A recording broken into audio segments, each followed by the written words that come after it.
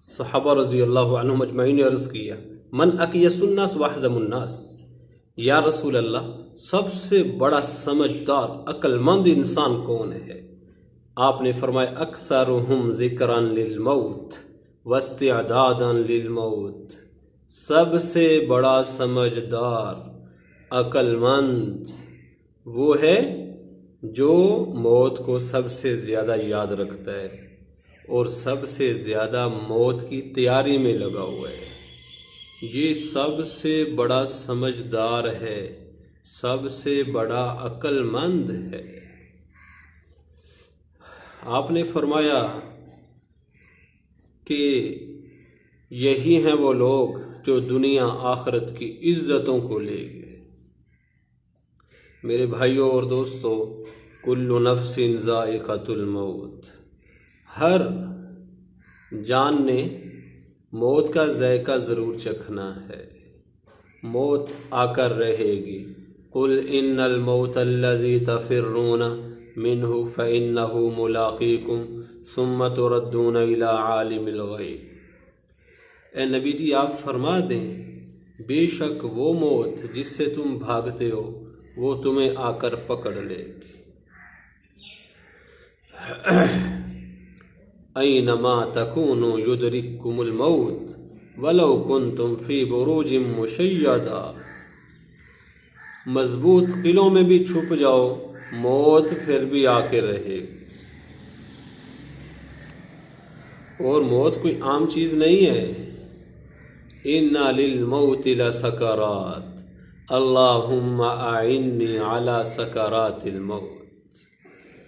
نبی اکرم صلی اللہ علیہ وسلم آپ کے پاس ایک پیالہ پانی کا بھر کے رکھا ہوا تھا۔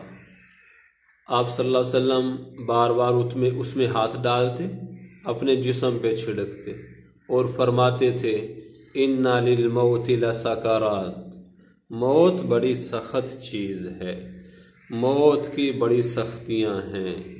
اللہم اعنی علی سکرات الموت، اے اللہ موت کی سختیوں پر میری مدد فرما۔ ہمارے نبی صلی اللہ علیہ وسلم موت کے وقت یہ کر رہے تھے۔ آپ اس سے اندازہ کریں، آپ کو اتنی تکلیف تھی تو باقی آپ کی امت کا کیا ہو۔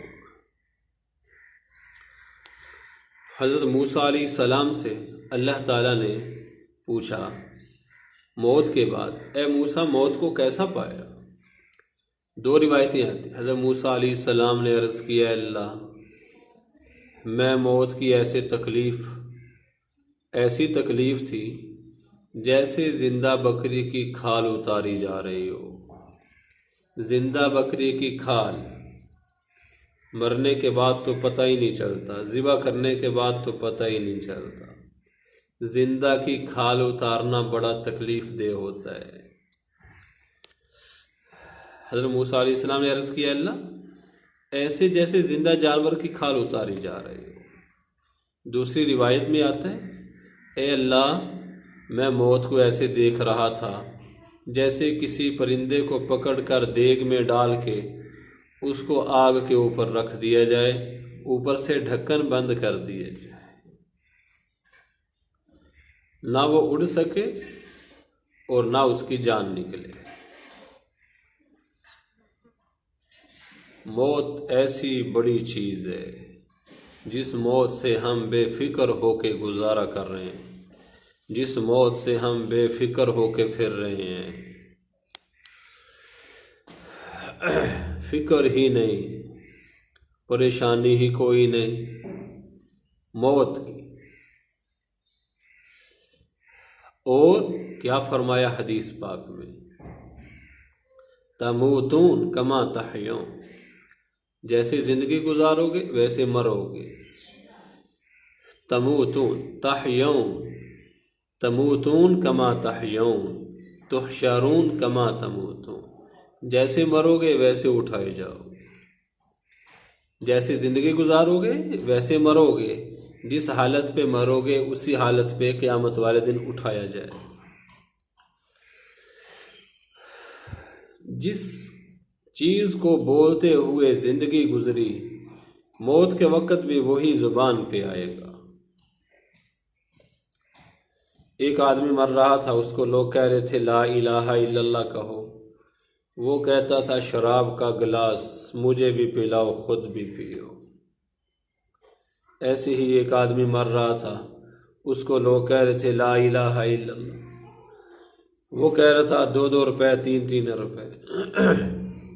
ساری زندگی یہی کام کیا تو موت کے وقت بھی زبان پہ وہی کچھ جاری ہے۔ ساری زندگی تو زبان سے اور کچھ بولا اور موت کے وقت کلمہ جاری ہو جائے، یہ کیسے ہو سکتا ہے؟ ایک آدمی مر رہا تھا اور لوگ اس کو کہنے لگے کلمہ پڑھو، وہ کہنے لگا میری زبان بند ہو چکی ہے، میری زبان پہ کلمہ نہیں آ رہا ہے۔ لوگوں نے پوچھا کیوں؟ کہنے لگا کہ مجھ سے گناہ ہو گیا تھا۔ ایک عورت دکان پہ میرے پاس آئی تھی تولیہ خریدنے کے لیے، وہ مجھے اچھی لگی، میں اس کو دیکھتا رہا، اس کی وجہ سے اس وقت میری زبان پہ کلمہ جاری نہیں ہو رہا۔ زندگی میں بسا اوقات آدمی گناہ کرتا ہے جس کی وجہ سے مرتے وقت کلمہ نصیب نہیں ہوتا ہے۔ اس لیے میرے بھائیوں اور دوستوں، گناہوں کو چھوڑو، گناہوں والی زندگی سے توبہ کرو، اللہ کی فرما برداری والی زندگی پہ آؤ، نیک اعمال والی زندگی پہ آؤ، نماز پڑھو، قرآن پاک کو وقت دیا کرو، دوسروں کی ہمدردی کیا کرو، اللہ کا ذکر کیا کرو، کسی کو ستایا نہ کرو، ایسی زندگی گزارو۔ ایک بزرگ وہ وفات پا رہے تھے، کسی نے کہا لا الہ الا اللہ، لا الہ الا اللہ پڑھ لیں۔ انہوں نے فرمایا میں کبھی سبق کو بھولا ہی نہیں جو تم مجھے یاد کرا رہے ہو، مجھے تو تب یاد کراؤ جب میں اس کو بھولا ہوں، میں کبھی زندگی میں اس کو بھولا ہی کوئی نہیں۔ یہ ہوتی ہے موت، یہ ہوتا ہے مزہ۔ امام محمد رحمۃ اللہ علیہ فرماتے ہیں مجھے غلام کے مسائل نے موت کی تیاری سے دور رکھا، موت کی تیاری سے مصروف رکھا۔ غلام کے مسائل آتے ہیں کتابوں میں، یہ ان کی عاجزی انکساری تھی، عاجزی کی وجہ سے فرمایا کہ غلام کے مسائل کی مصروفیت کی وجہ سے۔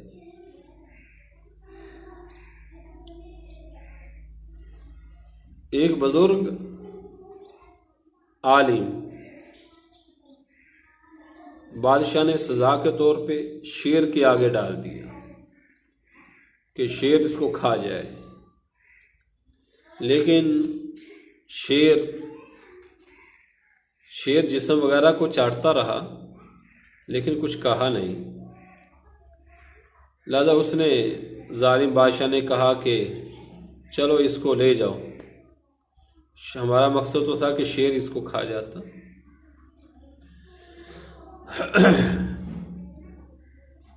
کسی نے ان بزرگوں سے پوچھا کہ جس وقت آپ کو شیر کے سامنے بادشاہ نے ڈالا تھا اس وقت آپ کیا سوچ رہے تھے؟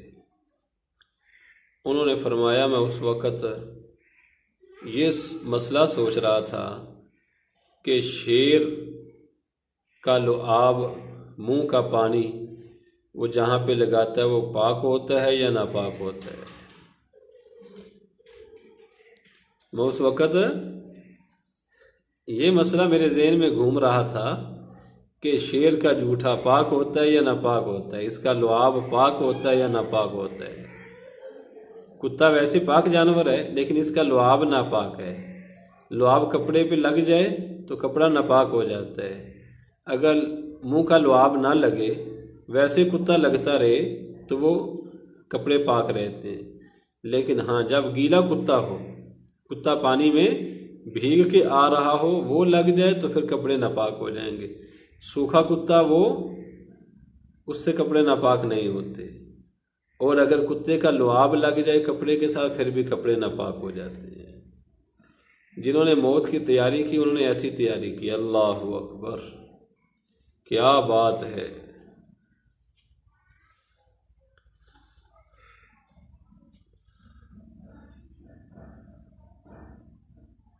حضرت بلال حبشی رضی اللہ عنہ، ان کی موت کا وقت قریب آیا تو بیوی رونے لگ گئی۔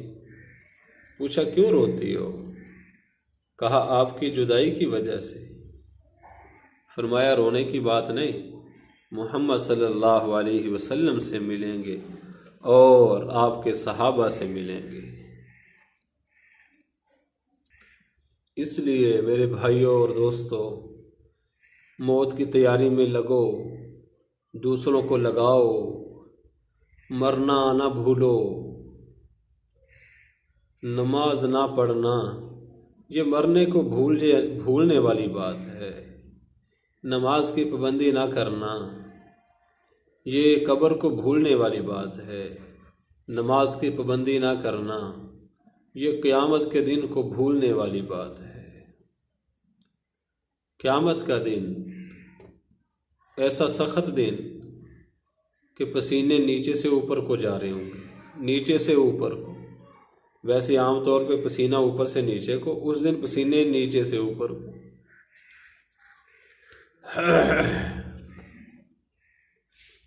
ہر آدمی اپنے گناہوں کے برابر، گناہوں کے بقدر پسینے میں ڈوبا ہوا ہوگا۔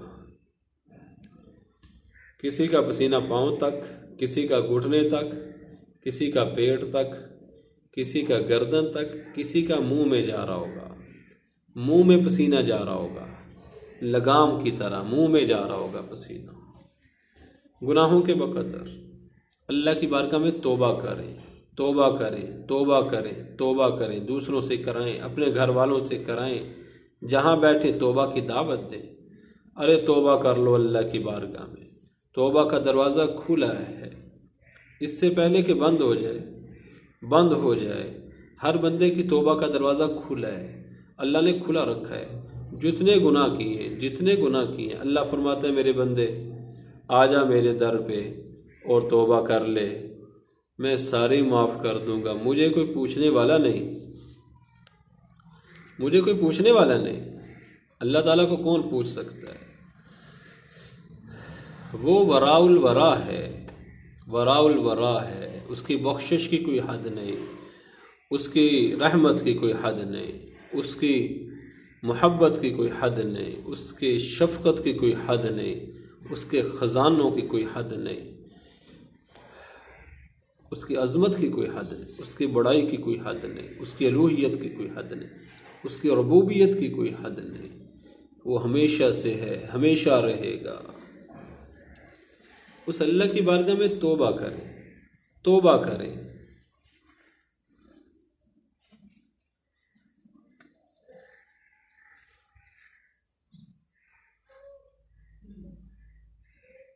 التائب من الذنب کمن لا ذنب لہ، گناہ سے توبہ کرنے والا ایسے جیسے اس نے گناہ کیا ہی نہیں، اللہ تعالیٰ ایسے گناہوں سے پاک کر دیتا ہے۔ اللہ تعالیٰ ہم سب کو عمل کی توفیق عطا فرمائے، دوسروں تک پہنچانے کی توفیق عطا فرمائے۔